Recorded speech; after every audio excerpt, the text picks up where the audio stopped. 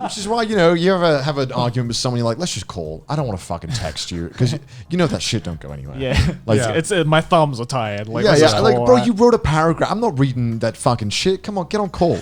Okay, here's a question for you. Have you guys ever had like the comments or like a comment on your YouTube or like someone saying something on Twitter that you know you can fucking destroy slam dunk them in an argument, but it's equally as annoying because you want to and you know you can, but there's too many of these types of comments to like address them all. And if you say if you address one, then you start just opening like Pandora's box or whatever. I've done that. I've been on both sides of that, just being like, okay, I see this dumbass comment, I'm just like, okay, I can't say anything. It's a lot of restraint. I know, like, I control yourself, like Zen mind right now with this. Like, don't get tilted. Just keep it in yourself. Like, at least like go to your IRL friends and bitch about it to them. All right, like they'll understand. And then sometimes I just look at them like, nah, this kid is small brain as fuck. I got to put him in his position. And then I just quote retweet being like, look at this clown.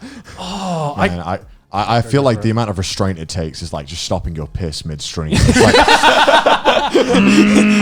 you know, it's like the bottle's getting full. Don't let it overflow. Like, okay, I don't need this. I don't need this in my day. I'm okay. Like, I don't need to engage with this. Like, you're a fucking idiot. It's like the first day of going vegetarian. You go to like a steakhouse, right? It's like, no, I can do this. I can do this, please. I just like sometimes if they comment something dumb, I'll give them a heart. I'm like, I want everyone to see how stupid you are. I'm not gonna engage it, but I'm gonna push this to the top just so everyone can see how stupid this comment was. No, and it's like that 1 out of a million time when you do acknowledge it or reply. It's always they're always like the They're ready. No, they're always like the surprise Pikachu face. They're like, I can't believe he saw my comment. What? I was talking shit and he replied to me? It's like, what? That only applies on Twitter though. It's like, how many situations can you go in IRL where you absolutely slam dunk someone and then they reply with a pog face, right? It's just like, oh, did you see that? He just completely dunked me. I'm so happy. which is I don't know. I understand the mentality where if you say something on Twitter or on social media to like a big creator or platform, like you don't expect them to ever see it, but I think you'd be surprised about how many comments that we do actually end up seeing. Most of them we just keep scrolling, but some of the comments do actually stick out to us, especially the ones where are like it's like really criticizing or really grating or one of those ones. I had the thing that happened maybe like a few months ago, and it was the first time this ever happened to me, and this one annoyed me more than anything. Like, they weren't shitting on me, or they were shitting on me, but it was someone else tweeting about how they really enjoyed one of my videos, and then someone was shitting on them for enjoying my video, and for some reason that really pissed me off. I was like, bro, you can shit on me, but like, why you gotta shit on someone else for enjoying it? Right. Like, what's wrong with you, man? And that was just a mess. So did you reply to that? I replied being like, yo, dude, I mean, it's cool if you don't like me, but why you gotta shit on someone else? Just leave them alone. And then they just kept like antagonizing, and I was just like, all right, fuck it, I'm not dealing with this. I think the one comment that's like still angers me to this day. I realize we've talked about a lot of hate comments on this podcast. It just so happens we're very tilted, man, as you can see. No, because it's the comments that stick out to us, right? But I think the one that sticks out to me the most, and I probably won't ever forget, is when I got engaged, when I proposed to Sydney. Like, I don't really talk about my personal life too much on my Twitter because I like to keep that separate from like me talking about anime titties and all that. But it was like the one of the few times that I actually let out my personal life to the public just because I wanted to show the entire fucking world. It's a very important time of your life, right? How happy I was, right? And how this was one of the most happiest moments of my life, and I wanted to share that. Of course. And I remember I made, like, me and Sydney are very close. I'm glad that I can make jokes with Sydney in like some of like the most crucial moments in my life. And when I proposed, I was like, man, you're my wife, but I still gonna have my waifu. Senjakara is still my number one. And that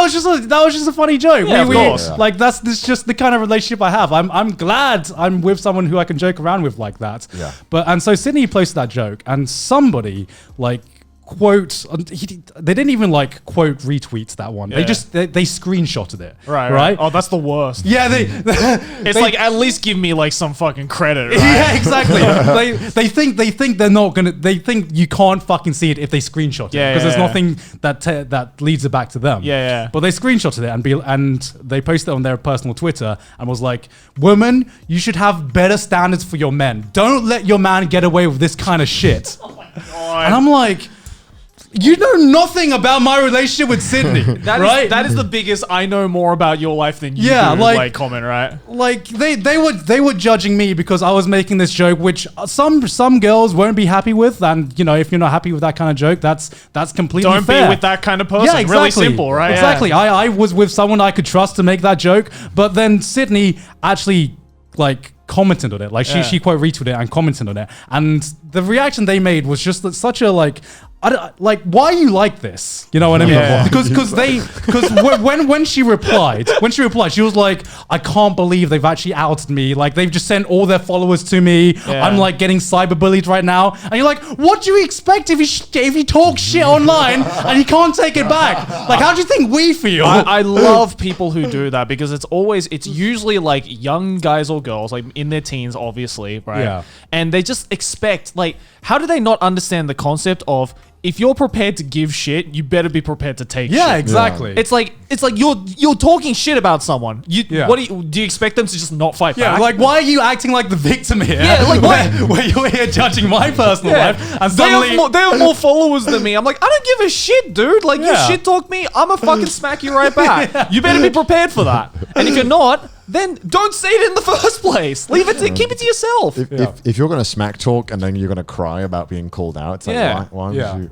That's the equivalent of like you going up to someone, smacking them in the face, and then they smack you back and you start crying. It's like, what? You smacked me first. I should be the one crying, not you. What are you crying about? So yeah, basically, how to act on the internet, it's just like, don't act any differently than you would in real life. Yeah, honestly, just be real life. Yeah. Not that you guys needed to know that because you're trash taste listeners. Yeah, you have exactly. the best taste. Exactly. Rule number one: just don't be a dickhead. Right? It's really simple. Don't act like Subaru from ReZero in real life, and you should be fine. Oh my god. Wait, what do you mean? Wait, what do you mean? Dude, in season 1, he was an asshole, man. I mean, was he though? Dude, when he like confessed in front of like the whole like grand court, when she told him not to, I was like, "What are you doing, man? She told you not to." I mean, I wouldn't call your time to shine. I wouldn't call him an dickhead. arsehole as much as I would just call him a clown. No, he was like I think he was an asshole.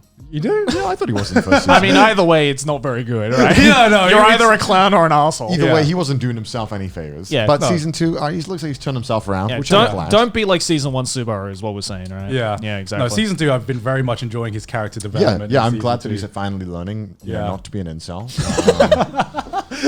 every isekai protagonist, right? Wow, being incel is bad. Wow, that's a revelation. I should leave my house and, I should think of women as not an item. Yeah. Oh man.